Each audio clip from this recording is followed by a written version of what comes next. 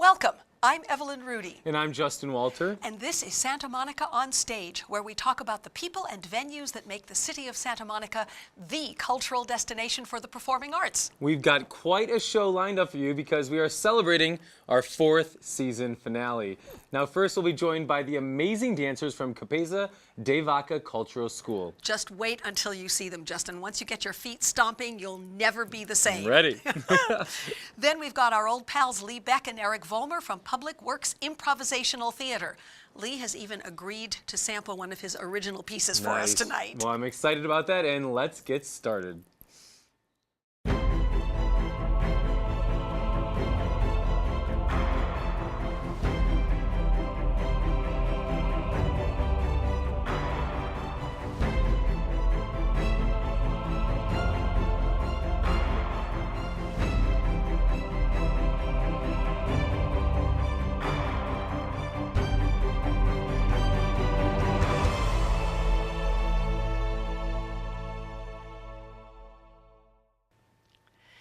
Dance alone is an incredible experience in which to immerse children and young people.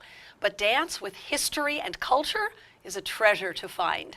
Our guests today are from Cabeza de Vaca, one such group, and we are thrilled to find out more from founder Gina de Vaca and principal dancer Cynthia Lua. Welcome, both of you. Welcome back, both of you. So how did Cabeza de Vaca actually get started? Well, we had originally had 2 baile folklorico groups in the city of Santa Monica. I grew up in Santa Monica, and we always had folklorico available to us, and suddenly we didn't have it anymore. We no longer had a baile folklorico troupe in Santa Monica at all. So another mother came to me and said, let's get this started, and literally a few of us mothers started doing it in our yards, literally in our yards. Nice. And then it's expanded clearly from that. What other types and variety of dances go on? It was very important for me to include our native roots as well, our native dances. I love baile folklorico, but it was very important for me because it tends to get forgotten about, the native dances, and I didn't want that to be forgotten about. So the second group I started was the Aztec Dance Circle.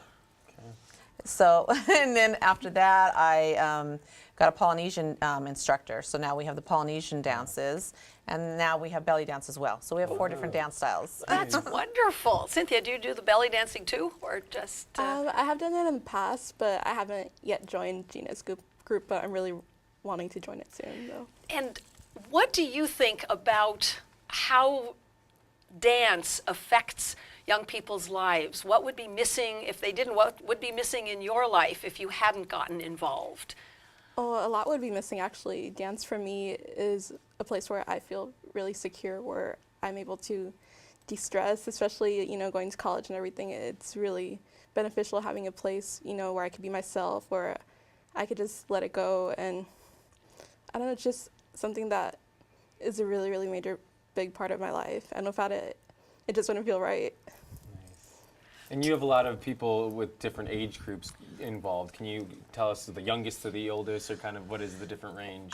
They start off about 4, anything, and we do have people that bring their children that are younger than 4, but they don't have the attention span. You can't expect that from them. So I tell them, go ahead, bring them, but they're not going to stay in the class. But it's fine to bring them, introduce it to them, and they can sit there and watch because they'll still absorb it. So, but we usually start off at 4 years old, and there's no ending age. Oh, nice. You can dance at any age. Dance at any age. I encourage it. Yes. And it does.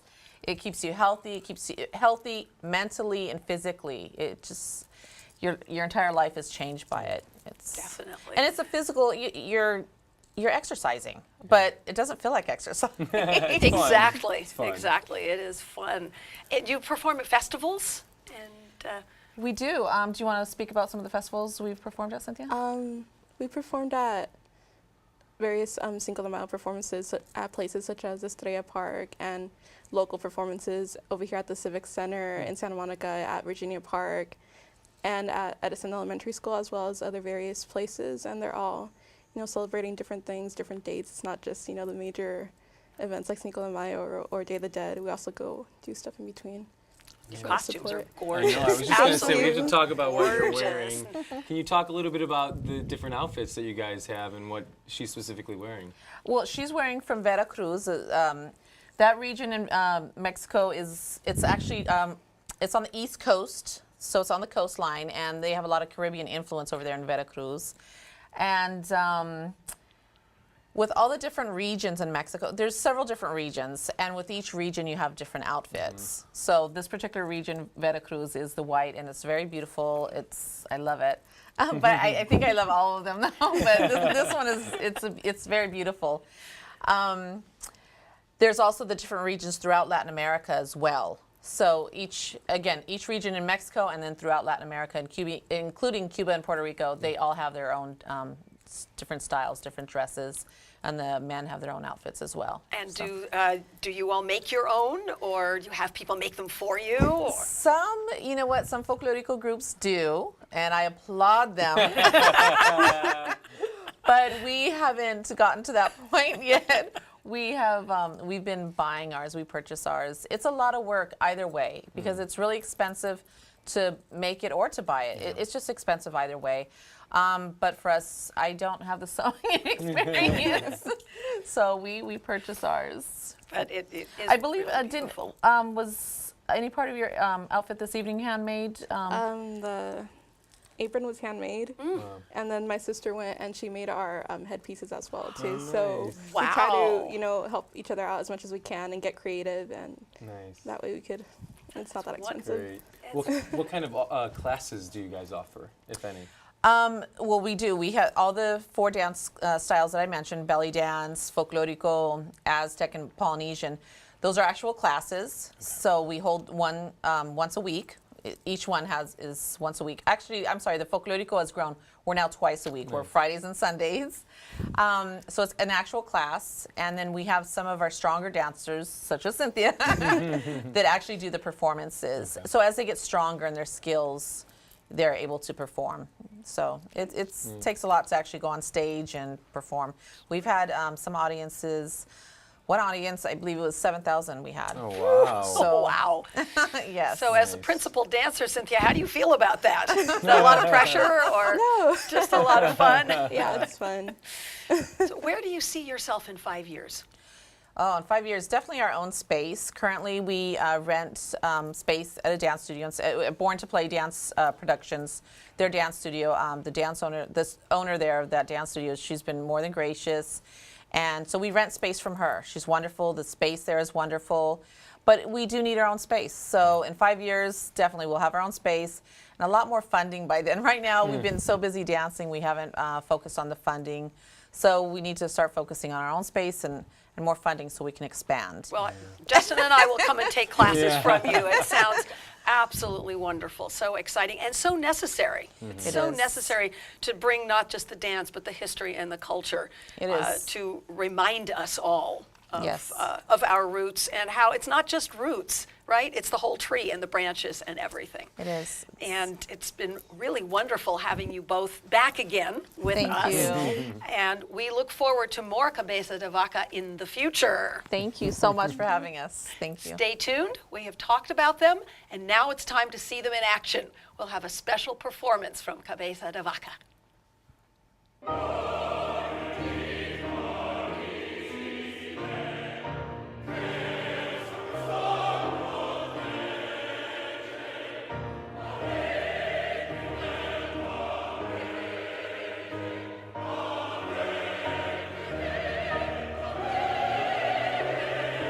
Discover 30 years of opera in Santa Monica. Discover the Verdi Chorus.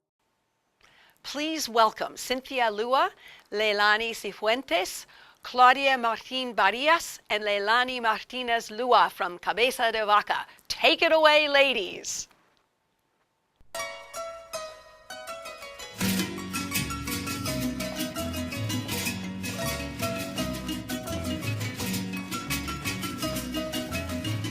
En boca del río de Jamapa, el jarocherío está de bachillata. Guayabera blanca, sombrero de paja, me tornan en agua delantal de casa. Guayabera blanca, sombrero de paja.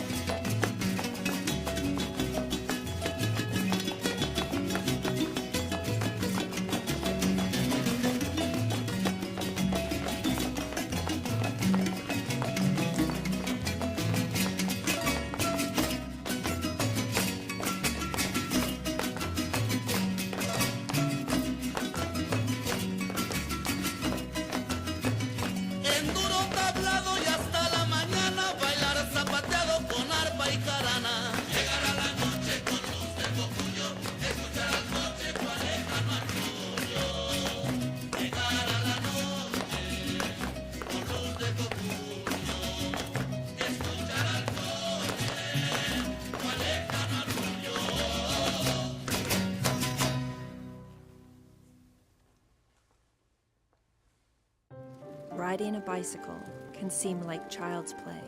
But only if you're playing indoors.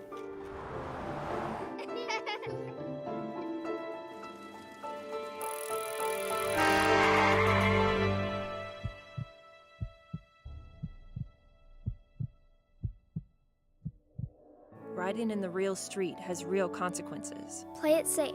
Ride by the rules. Cars and bikes need to play together.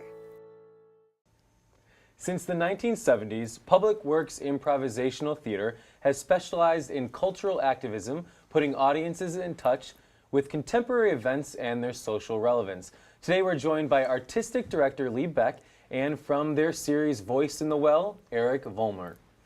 Thank you guys for joining us. Thank you for having us again. So can you tell us a little bit about how you got involved with the organization? How I got involved? Well, I was a performer in the Sacramento area. After I stopped being a fundamentalist preacher, as a preacher, you know, I gave extemporaneous talks for 10 years, and so I was used to coming off the top of my head. But I'd always had this love of performance and of theater, and so I started performing there. And then when I came to LA, I answered an ad in a local beachfront newspaper for an improv class, and married the teacher eventually. Her name was Marlene Rasnick, and she was the founder of Public Works. Great. And zap, I was in. And how about you? Well, I met Lee through a good friend here in Santa Monica, who unfortunately passed away, but Colleen Creedon. And she had almost like an open salon at her home. And so it was great to meet all kinds of artistic type people, and especially Lee. And I invited him to be part of my shows, which are more literary readings, spoken word readings, but his improvisational skills have rubbed off, and so we now we have we're flying by the seat of our pants. Yeah, that's great. No, I invited him to come and become part of Public Works, and we made Voice in the Well a Public Works production. And we've been kept right on going, and it's enhanced his program and enhanced our program, which helped. That's wonderful. Now, the word improvisational means many different things. I mean, I know, especially nowadays, improv has developed into a sort of people do sketch comedy, they do all kinds of things. I'm guessing that your work is not that kind of improvisational work. It's, like, well, what is it? It's basically, as somebody put in a wonderful book, it's something wonderful right away. And so it's an effort to come up with that, and we've worked, we create theater games to create a focus that's other than trying to act, because if you're acting, then you're in your head, and so you're not really, it doesn't come off so Exactly. good. So we try to play theater games, and of course we're big followers of Viola Spolin and Paul Sills and that genre of theater. And Marlene was a member of the Committee, which was a very well-known theater company. One of the first early one of the first early improvisational theater companies in the country. As Paul Sills and his company, Second City, began to expand, and so they created this company, the Committee, to do only improvised shows, whereas they set some of their best stuff, so that was kind of the way that started. And I remember I saw the Committee in Sacramento when I was in college, and I was so impressed with that. So the pieces that you do now, how planned or improvised are they? Well, of course, we do a lot of different things. So a lot of the monologues that I do, of course, are pre-planned. Although more and more I just start talking off the top of my head. Can't stop my motor mouth. So. And I have repertory, so it keeps going. But and we do theater improv classes and take them, and so I enjoy doing improv. It's really a lot of fun. Can you tell us a little bit more about Voice in the Well? Oh, sure. It actually started here in Santa Monica, in 1997, there was a place right by the on Pier Avenue near the One Life grocery called Creativity, and a good friend, John Gabry, who had a bookstore at the Edgemar Center, LA, the bookstore, he decided to open a place and have Creativity 7 days a week, and it was a great moment in time. We were trying to figure out how we would stream all of it onto the internet. And at that time, it was a fantasy, but of course now it could happen. It could happen readily, and we were a little ahead of the curve. But we had hundreds of performances. It was amazing. From all over Los Angeles, we'd come in pilgrimage to this place in South Santa Monica. And my friend John, he knows my first love is literature, and he said, you know, as it turned out, the comedians, the singers, the performance artists, all would use TV references. You know, at that time it was Cheers and Friends. And my friend John said, wouldn't it be great if everybody was sharing Shakespeare or great works of literature, and we kind of deepened the pool of our references. and so that's how my show came about. Nice. That's wonderful. You work with extensively with the community, don't you? Also, Yes. with the elderly and with different at-risk groups. We've done a lot with the elderly, at-risk youth. We worked a lot with the LACER program in our side of town with after-school programs with kids. And for several years, Marlene and I taught theater games workshops to children at the Episcopalian Church on Melrose across from LACC in exchange for using the church to do our theater. Well, thank you guys so That much worked out for well. joining us. I'm definitely interested in learning more, and everyone should stay tuned because we couldn't let Lee get away without sharing one of his own original pieces, and we'll be right back. Good morning, sunshine. If he were, he'd tell you, right? You're too healthy to be. He didn't look sick.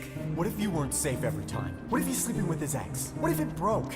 If you are HIV positive, what happens next? You don't have to live with Mr. Doubt. Common Ground offers free testing and care for HIV and STDs, including hepatitis. Just stop by or call us. It's time you know. Here to perform Rats, please welcome back to the stage Lee Beck. I was living in a beautiful hilltop in downtown Fair Oaks, along the banks of the American River. One evening, we were having dinner, my ex-wife, my children, and her boyfriend. And we were all having such a great time that he dubbed the place Harmony Hill. On Harmony Hill, we had 5 houses and about 27 people living there, and it was a wonderful place. We had a band and we had live music. We had a radio show called the Brotherly Love Survival Revival Hour. And we had many, many performances all up and down the state of California. But you know, there came a time when I woke up one morning, completely down and out, sleeping in a garage. Rats, nobody loves me, nobody cares. Could it be all the bones on my walls? The man says everything plays out. I say, time to be elsewhere. A Ford Fairlane for $50. I drove it up from underground. My buddy Harold, he slipped me a C-note just to get me out of town. Yeah, he still loves me, but thinks it's a good idea I get out of here ASAP. And that's when I headed for Los Angeles. And I've been here ever since. Thank you.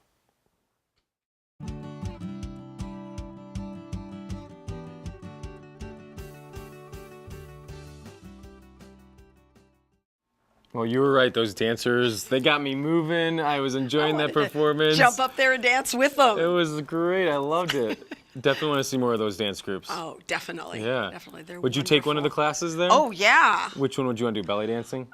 No, I think I would do the folklorico. Oh, okay. I like all the foot stamping and all that kind of stuff. And Lee is he's awesome. Every fantastic. time he performs. I can always picture him when he must have been a preacher. Oh my gosh. Getting the standing whole up there, the whole moving. congregation.